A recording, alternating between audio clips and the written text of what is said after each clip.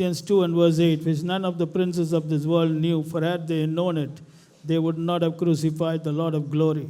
1 கொரிந்தியர் 2ஆம் அதிகாரம் 8ஆம் வசனம், அதை இப்பிரபஞ்சத்து பிரபுக்களில் ஒருவனும் அறியவில்லை, அறிந்தார்களானால் மகிமையின் கர்த்தரை அவர்கள் சிலுவையில் அறைய மாட்டார்களே. Here the Bible is talking about something which happened because of lack of knowledge. இங்கே நாம் ஒரு காரியத்தை நாம் பார்க்கிறோம், இது அறியாமையினால் நடந்ததான ஒரு விளைவு. Why did crucifixion take place? Because the princes of the world did not know. சிலுவையில் இயேசு கிறிஸ்துவை அறையப்பட்டதான காரியம் ஏன் நடந்தது என்றால் இப்பிரபஞ்சத்தின் பிரபுக்கள் அறியவில்லை. If they had known, they would not have crucified. அவர்கள் அறிந்திருந்தார்களானால் இயேசு கிறிஸ்துவை சிலுவையில் அறைந்திருக்கவே மாட்டார்கள். Did you notice that? இது உங்களுக்கு புரிகிறதா? If they had known, they would not have crucified. அவர்கள் மாத்திரம் அந்த அறிந்திருப்பார்களானால் இயேசு கிறிஸ்துவை சிலுவையில் அறைந்திருக்கவே மாட்டார்கள். Then the cross would not have taken place. அப்படியானால் இந்த சிலுவையின் சம்பவம் சம்பவித்திருக்காது. So they didn't know. அவர்கள் அறியவில்லை. Why they didn't know? ஏன் அறியவில்லை? You all know.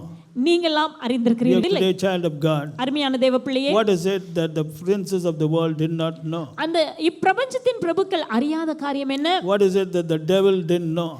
சாத்தான் அறியாத காரியம் என்ன? You know, because the devil was behind all this. இது எல்லாவற்றுக்கு பின்பதாக சாத்தான் இருந்தான். But devil didn't know. ஆனாலும் சாத்தானுக்கு அது He தெரியவில்லை. had a group of people, his followers, to implement his plan. அவனுக்கென்று ஒரு கூட்ட ஜனங்கள் இருந்தார்கள், அவனை பின்பற்றுகிறவர்கள் இந்த திட்டத்தை நிறைவேற்றினார்கள். None of them knew. அவர்களில் ஒருவரும் அறியவில்லை. Now what is it that the devil did not know? சாத்தான் அறியாத அந்த காரியம் என்ன? That's what we are going to discuss today. அதை தான் நம்ம இன்றைக்கு நாம் பார்க்க போகிறோம். Because the cross came into existence because of lack of knowledge. இந்த சிலுவையின் செயல் சம்பவித்ததற்கு காரணமே அறியாமை. Did you know that? இது உங்களுக்கு புரிகிறதா? Because of lack of knowledge. அறியாமையினாலே இந்த காரியம் நடந்தது. Not because of knowledge. அறிவினால் அல்ல, அறியாமையினாலே. Go to Genesis chapter 1 verse 27. So God created man in his own image. In the image of God created he him, male and female created he them. ஆதியாகமம் 1ஆம் அதிகாரம் 27வது வசனம், தேவன் தம்முடைய சாயலாக மனுஷனை சிருஷ்டித்தார், அவனை தேவ சாயலாகவே சிருஷ்டித்தார், ஆணும் பெண்ணுமாக அவர்களை சிருஷ்டித்தார். Now the Bible says God created man. வசனம் சொல்கிறது தேவன் மனுஷனை உண்டாக்கினார். How did he create? In the image of God. தேவனுடைய சாயலிலே உண்டாக்கினார். Male and female both created in the image of God. இரண்டு பேரையுமே ஆணும் பெண்ணுமாக உண்டாக்கினார். இரண்டு பேரையுமே தேவன் தன்னுடைய சாயலாக உண்டாக்கினார். But actually it says in the image of God created he him, and then it says male and female created he them. அடுத்ததாக வாசிக்கும் அவனை என்று சொல்லிவிட்டு அவர்களை தேவன் சிருஷ்டித்தார் என்று பார்க்கிறோம். So whatever it is, but the Bible here says man was created in the image of God. நாம் புரிந்து கொள்ள வேண்டிய முக்கியமான காரியம் என்னவென்றால் மனிதன் தேவனுடைய சாயலில் உண்டாக்கப்பட்டிருக்கிறான். But from where did God create man? Go to Genesis 2 verse 7, and the Lord God formed man of the dust of the ground. எதிலிருந்து தேவன் மனுஷனை உண்டாக்கினார்?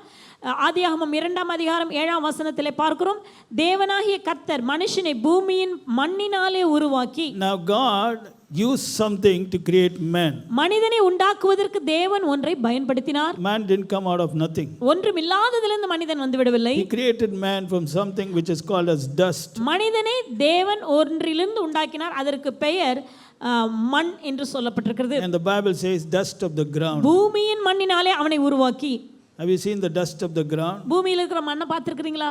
What do you do when it comes into your house? இந்த மண் உங்களுக்கு வீட்டுக்குள்ள வந்தா என்ன செய்வீங்க? You go all out to drive it out.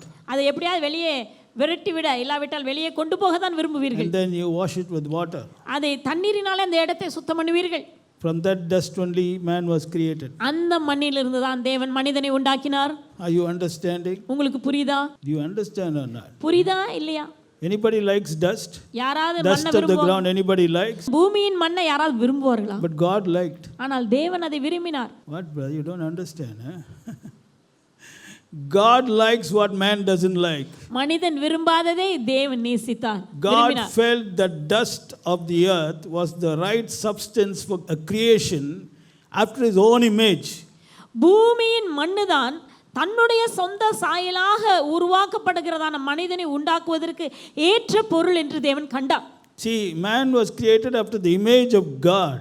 மனிதன் தேவனுடைய சாயலாக சிருஷ்டிக்கப்பட்டவன். For that he used dust. Notice that. He didn't use anything else except dust. பூமியின் மண்ணை தவிர தேவன் வேறு எதையும் பயன்படுத்தவில்லை. And then the Bible says, and he breathed into his nostrils the breath of life, and man became a living soul. ஜீவ சுவாசத்தை அவன் நாசியிலே ஊதினார், மனுஷன் ஜீவாத்மாவானான். So after creating man, what God did is, he breathed into his nostrils.